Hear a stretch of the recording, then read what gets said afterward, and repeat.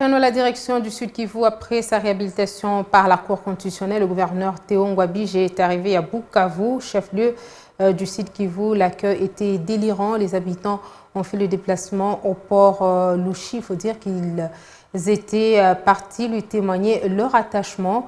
Et il faut également signifier que cette autorité provinciale a juste à son arrivée face aux fils et filles du Sud Kivu invité ces derniers à privilégier la cohésion telle que souhaitée par le chef de l'État. Le gouverneur du Sud Kivu, Théo Ngwabidje Kassi, accueilli en petit prince par ses administrés, massés en dizaines de milliers au port Yussi, après pratiquement 2 mois et 2 semaines passés à Kinshasa, ponctué par l'arrêt de la haute cour déclarant ni les délits ni les faits la motion contre son gouvernement votée par l'Assemblée provinciale. Toutes les couches sociales, les militants et cadres, arborant les couleurs de toutes les tendances de l'Union sacrée de la nation qui porte la vision du président de la République, résolument engagé dans la stabilité des institutions provinciales comme principal facteur pour booster l'émergence socio-économique de la base au sommet. S'adressant à la population, le gouverneur Théo Ngwabidje a exhorté les uns et les autres à cultiver l'amour et la paix, à bannir la division et la haine, tout en l'invitant à soutenir les actions du chef de l'État, Félix Antoine Tshisekedi, qui tient également à ICO l'étendard de la RDC.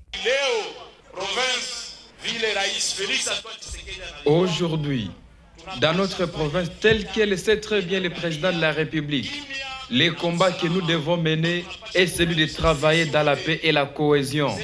Nous devons être unis. Le gouvernement provincial, l'Assemblée provinciale, toutes les autorités nationales ainsi que la société civile faisons bloc pour la paix et la sécurité.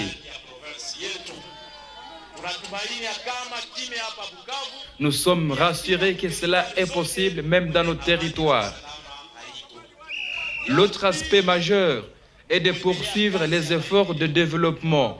Nous le ferons dans la vision du président de la République, Félix Antoine Tshisekedi, à travers les programmes de développement des 145 territoires qui commencent bientôt. Ces projets toucheront non seulement les secteurs d'infrastructure, mais aussi l'éducation, la santé, l'électricité et l'addiction en eau potable. Nous aussi, nous allons parachever les projets que nous avions amorcés. Mais nous ne ferons rien si nous sommes tout le temps en confrontation.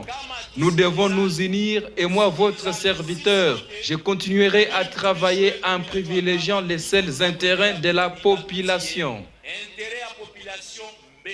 C'est une marée humaine qui a accompagné le gouverneur du port jusqu'à la place mythique de l'indépendance. Personne ne pourra parier sur une telle mobilisation qui témoigne l'indéfectible soutien de la population à celui qu'ils appellent affectueusement l'homme du développement.